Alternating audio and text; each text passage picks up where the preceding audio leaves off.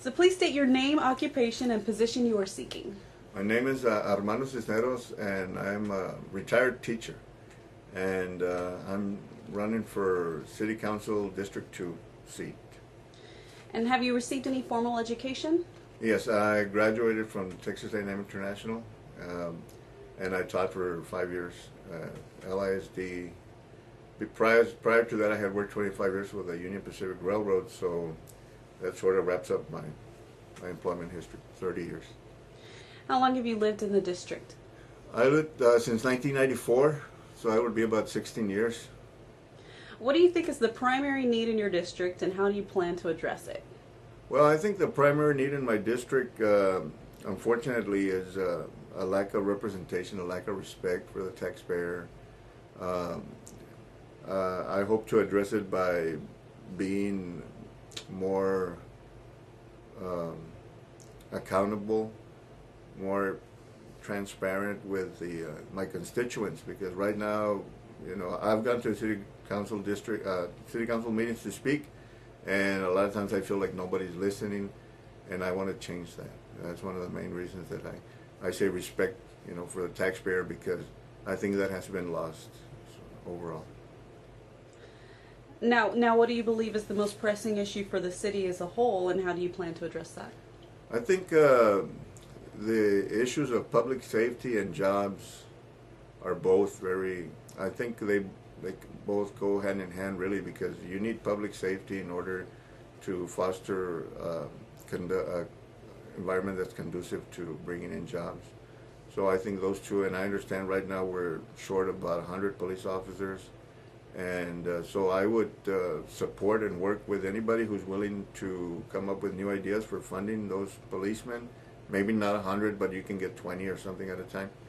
And as far as jobs, I would work with the Laredo Development Foundation is what we have right now as the main. So I would work with them, but to see exactly what it is that they're doing right now, and I would definitely give my input if I thought maybe that you shouldn't be focusing on this, because right now we're at a very crucial time where we cannot bring people to go to Mexico because nobody's going to Mexico right now.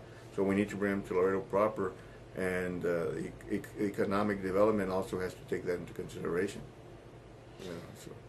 And you kind of answered this already, but okay. If you want to build on it, right. What would you do to control crime, particularly domestic violence, gang violence, and drug trafficking? Domestic violence, I think it boils down all to the same thing, to education. I think I don't have a study on this, but I imagine that if you go to the jails, you see very few people who are college graduates or that had a very real stake in their education. I think when there's a dropout rates like we have right now, and the sort of low value that we put on education as a whole, I think it tends to make people feel very disillusioned, and they don't really have a stake in their community, and therefore I think it leads to problems like this, domestic violence, and also all other sorts of violence. Your opponents may try to point out weaknesses in your campaign over the next month. What do you believe they'll say is your biggest weakness, and how will you respond?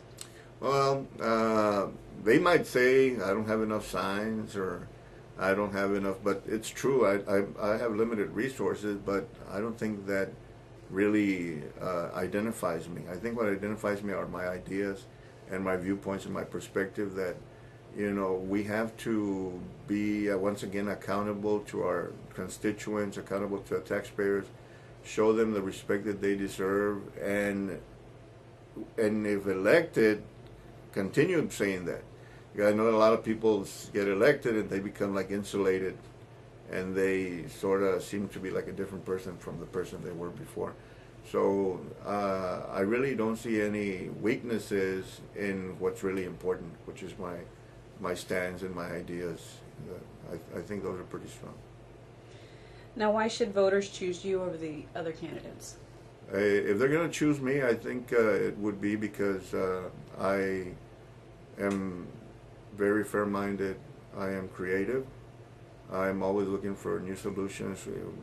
People might say, no, it's always been done this way, but I don't think that way. I think, okay, we need to look at different avenues. Like, okay, have you looked at it from this point of view, or whatever? So I think if the voters vote for me, it's because I will offer new ideas, a fresh perspective, and fairness and respect to the taxpayer. Again, as I said, that's my theme: respect for the taxpayer. So I think that's why they would vote for me.